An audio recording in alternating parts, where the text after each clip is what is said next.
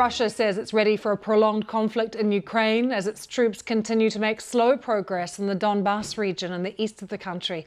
The Ukrainian Defense Ministry says the offensive was in its most active phase. Moscow said it would continue until all of its objectives had been met.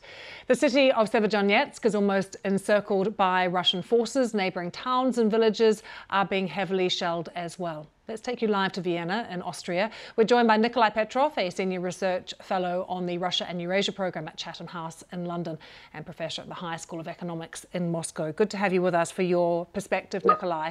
Are we in a new phase of the war?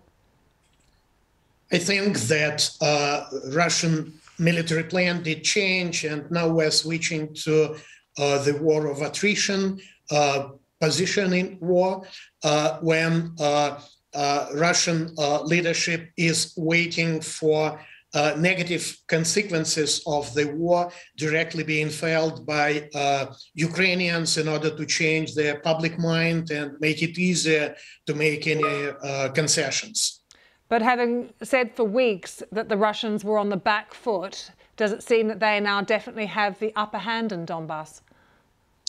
I think that they are closer to the task proclaimed to restore borders of self-proclaimed Donetsk and Luhansk republics to administrative borders of proper Ukrainian regions. But what I think is even more important is the fact that Russian troops now do control the coast of the Sea of Azov and part of the coast of the Black Sea, cutting off Ukraine from the sea.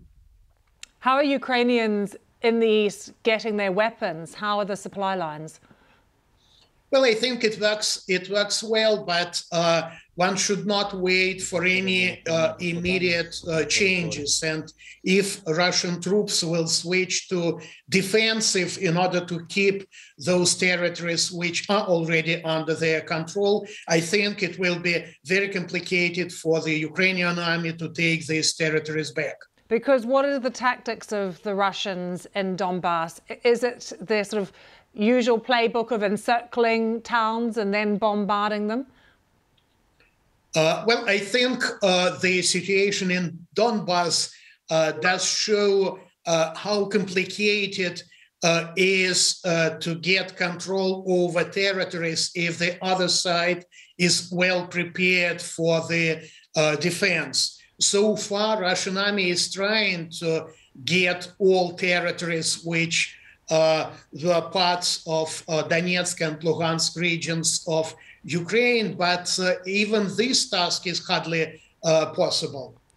Do you believe that ultimately President Zelensky and Ukraine will have to give up part or all of the Donbass region? I'm afraid that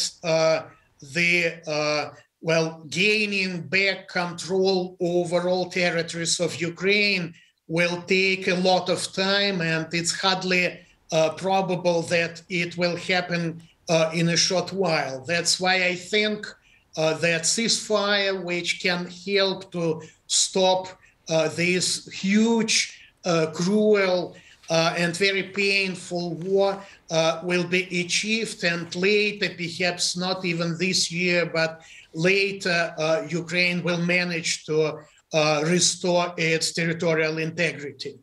Nikolai Petrov, thank you for joining us with your thoughts, your analysis from Vienna.